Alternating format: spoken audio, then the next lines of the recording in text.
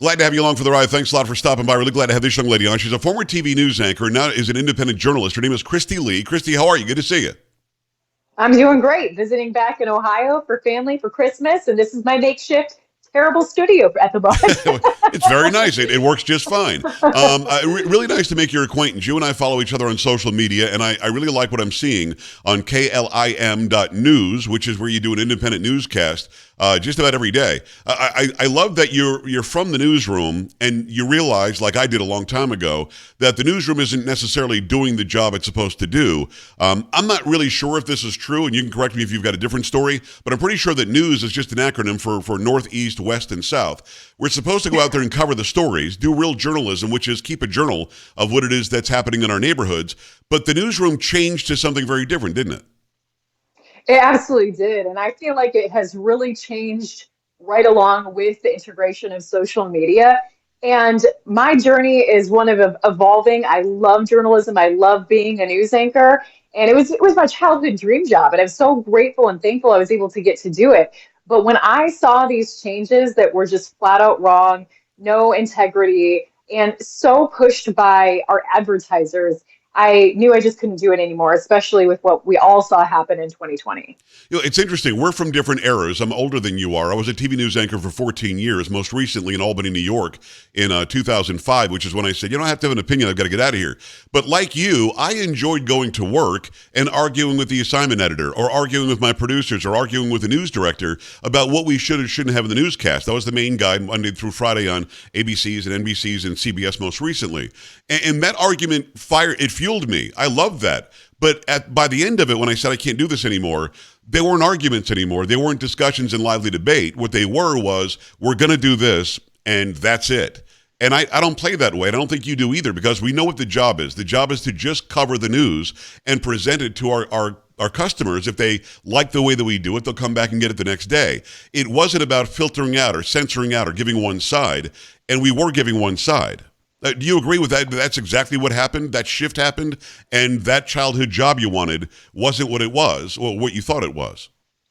There's no question that there's a shift to one side. And the corruption, I think, goes different than that. I usually sometimes refer to the media as corporate controlled because it truly is Yeah. at both the local and the national level. I saw it happen in my local newsroom. I ended up taking a job in California from Toledo, Ohio. I went to California thinking like, well, I'll learn about a different community. Maybe things are done a little bit different in this newsroom. I'll give it a go because I saw that there was advertisers and corporate interests that were controlling us even at the local level. Well, I saw that same thing, but I saw even worse than that because when I moved out to California, it was right along the time that the pandemic had just broke out. And suddenly we were just giving one side, one narrative. I was frequently seeing all of these things in my scripts that had no sources, turning to my co-anchor, like, what's going on? Where's Right. the source on this? Right. And I was also seeing all of our scripts littered with adjectives. I was like, what is this? Are we a tabloid all of a sudden?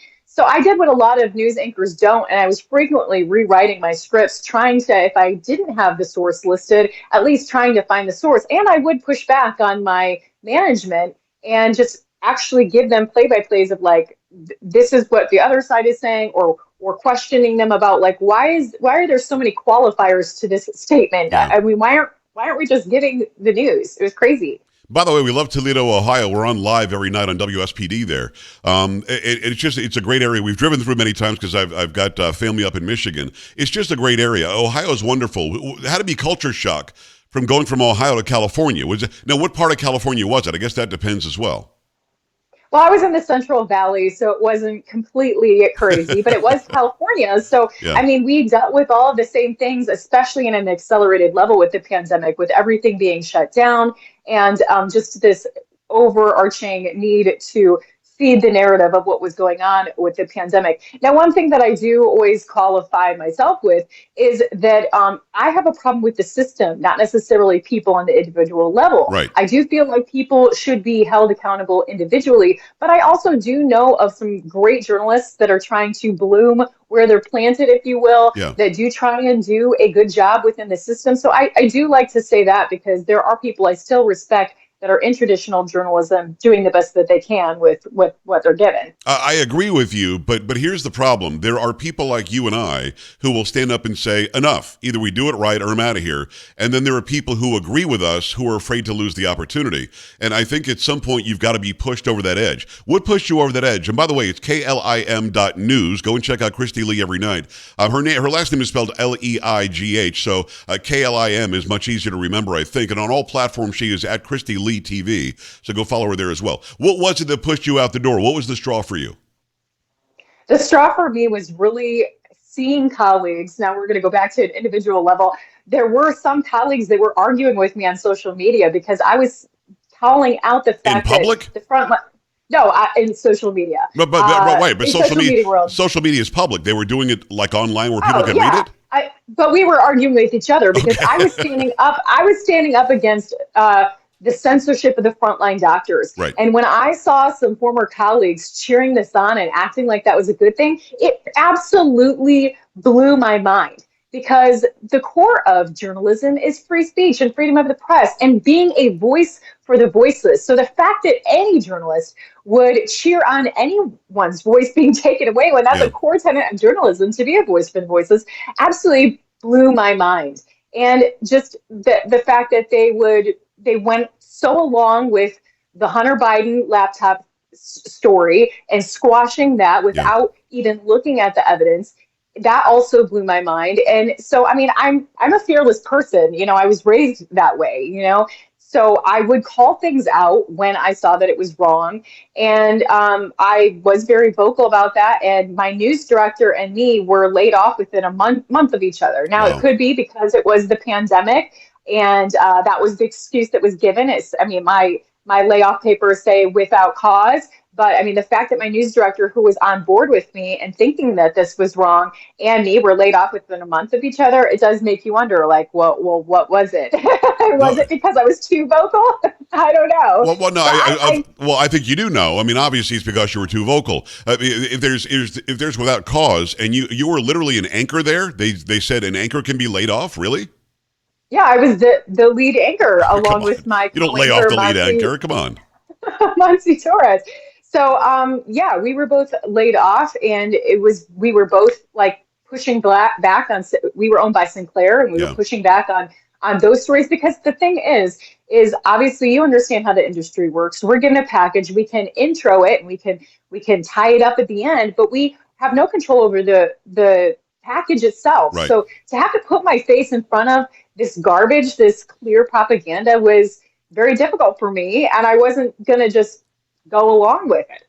I want to give people watching and listening a little bit of inside baseball. A package, as Christy said, is a self-contained report that's usually done by a different reporter. The anchor just gets the lead that's written by the reporter and then the tag that's written by the reporter. We could change the intro and the tag, but we have no say-so in the contents of it.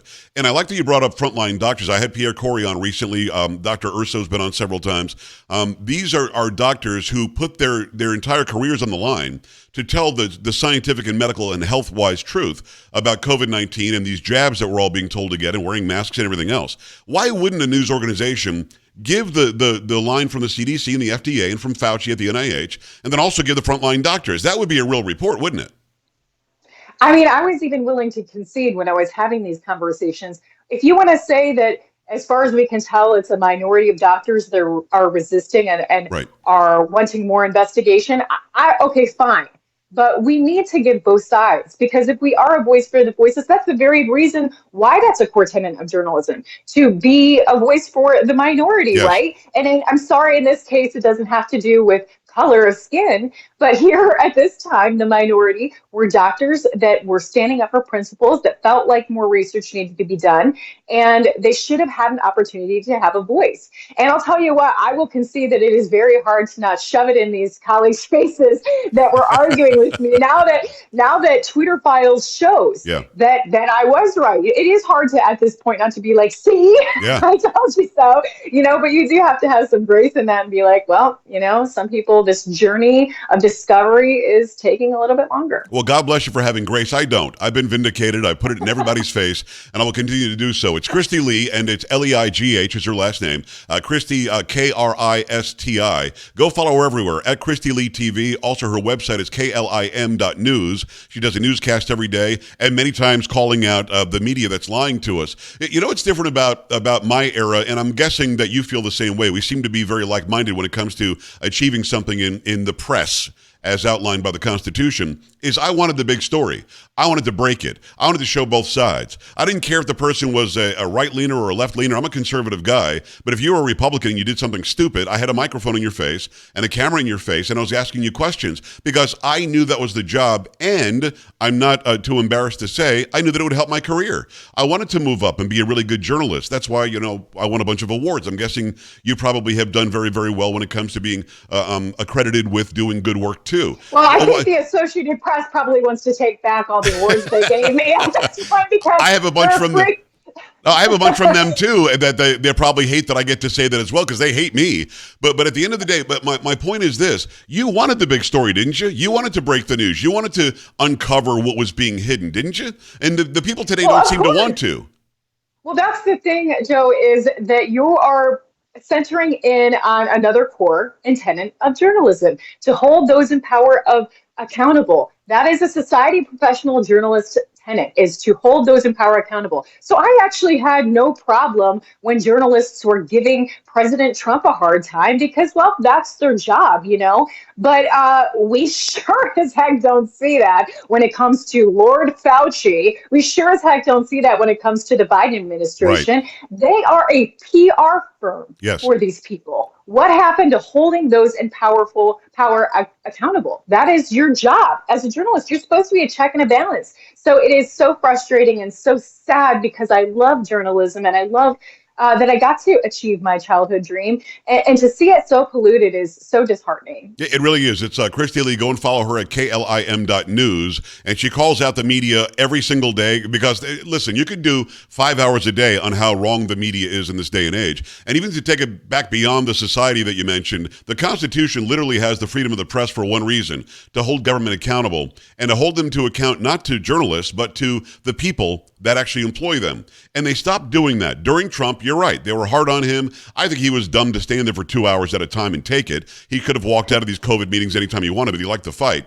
But they're not doing any of that with Biden. When they say the border's open and Karine Jean-Pierre says, no, it's not, they say, okay, next question. No, it's freaking open. And show an iPad with a video showing how open it is. They're just not willing to do that. And when it comes to Biden, my God, if you want to ask him a hard question, it's like you're attacking dementia or something, and you've got to... Oh, no, they will literally scream at you. They have that on video now, them screaming reporters away. Well, there's this one woman who daring to ask the president a question. Who's that woman? That's it. Get up, ba-dup. I mean, she's always screaming and yelling, and it turns out that same lady was the Easter Bunny that directed him away from the questions that were being asked. She was in the costume. So there's a whole cabal surrounding him, stopping these people from asking real questions, getting real answers. So you and I, though, we would just keep on asking, wouldn't we, until we were escorted out. That's really what the job needs to be. Do you have any hope for the younger generation of journalists that they'll actually do this? Or have they been so indoctrinated by the newsrooms that we've been in to not do the job anymore?